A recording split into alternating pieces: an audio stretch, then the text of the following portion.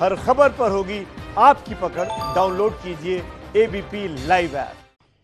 अयोध्या में 6 दिसंबर 1992 के विवादित ढांचे विध्वंस मामले में कल लालकृष्ण आडवाणी के बयान दर्ज होंगे। ये सुनवाई लखनऊ की विशेष सीबीआई अदालत में चल रही है। आज बीजेपी के वरिष्ठ नेता मुरली मनोहर जोशी ने अपने बयान दर्ज करवाए। ये सुनवाई वीडियो कॉन्फ्रेंसिंग के जरिए हो रही है। मुरली मनोहर जोशी से करीब 300 सवाल किए गए और उन्होंने अपने ऊपर लगे आरोपों का खंडन किया। अब कल एल के आडवाणी के बयान दर्ज किए जाएंगे। 1990 के दशक में राम मंदिर आंदोलन का प्रमुख चेहरा आडवाणी ही थे। उनके साथ मुरली मनोहर जोशी, उमा भारती जैसे नेता थे। आज भले ही 28 सालों के बाद उनसे पूछताछ हो रही हो, लेकिन पूरे हिंदुस्तान की राजनीति और सामाजिक परिस्थितियों को बदलने वाली घटना की नींव आडवाणी ने ही रखी थी। और यह भी संयोग है कि अगले महीने 5 तारीख को जब अयोध्या में मंदिर की नींव रखी जाएगी तो आडवाणी वहां स्वयं मौजूद होंगे। जो स्वप्न देखते बाबर के अरमान मिटा कर मानेंगे, अरमान मिटा कर मानेंगे। जो खेल रही है आंगन में जमेल कुचल कर मानेंगे, इस बेल कुचल कर मानेंगे। हम मंदिर वही बना तो केवल झांकी है, काशी मतलब बाकी है। ये तो केवल झांकी है। अक्टूबर 1990 वो समय जब भारत के राजनीतिक और सामाजिक परिदृश्य में बदलाव के बीज बोए जा रहे थे।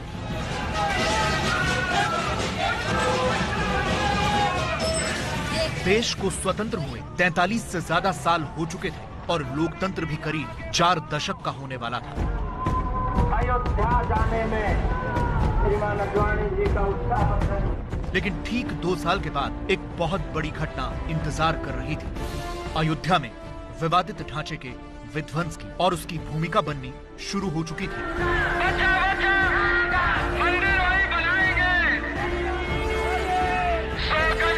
लालकृष्ण आडवाणी ने रथ यात्रा की शुरुआत की। वो तब बीजेपी के अध्यक्ष थे। सदियों से चला आ रहा राम मंदिर का मुद्दा मुफीद था, इसीलिए आडवाणी ने रथ सजाया और राजनीतिक माहौल को अपने पक्ष में करने के लिए निकल पड़े। यात्रा 30 अक्टूबर को अयोध्या में जाकर खत्म होनी थी। आडवाणी जहां भी जाते वहां खूब नारेबाजी होती थी। आडवाणी का स्वागत ऐसे ही होता था। कोई पगड़ी पहनाता था, कोई तलवार देता था। आज भले ही शत्रुघ्न सिन्हा बीजेपी से अलग हो गए हों, लेकिन उस जमाने में वो भी आडवाणी जिंदाबाद करते थे। एल के आडवाणी जिंदाबाद, राम भक्त जिंदाबाद, और जोर से बोलिए भगवान श्री राम की।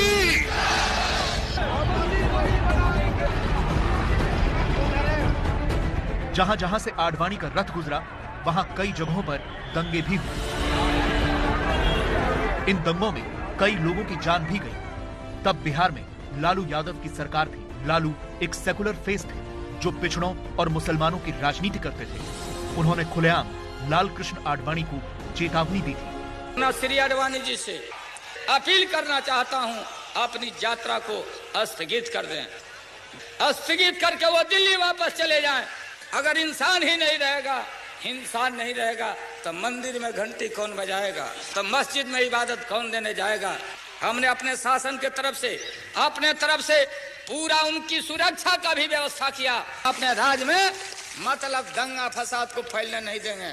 चाहे राज रहे या राज चला जाए, हम इस पर कोई समझौता करने वाले नहीं हैं। लेकिन इन राजनीतिक चेतावनियों का आडवाणी पर कोई असर नहीं पड़ा। वो लगातार अपना रथ हाँकते रहे और ये भी कहते रहे कि किसकी हिम्मत है जो इस रथ को रोकेगा। ये जो रथ है लोक रथ है, जनता का रथ है, जो सोमनाथ से चला है और जिसने मन में संकल्प किया हुआ है कि 30 अक्टूबर को वहां पर पहुंच करके कार सेवा करेंगे और मंदिर वहीं बनाएंगे, उसको कौन रोकेगा? कौन सी सरकार रोकने वाली है? लेकिन यह हिम्मत लालू ने दिखाई और बिहार में जैसे ही लालकृष्ण आडवाणी का रथ समस्तीपुर पहुंचा, लालू ने उन्हें गिरफ्तार करवा लिया। पूछिए आडवाणी जी से। आडवाणी जी को गिरफ्तार किया तो ड्यू रेस्पेक्ट दिया, मसान जोड़ के कलकत्ता गेस्ट हाउस में रखा और हेलीकॉप्टर से भेजवा टहलने का इंतजाम किया और टेलीफोन से बात करते रहे कि सर कोई दिक्कत होगा तो हमको बताइएगा।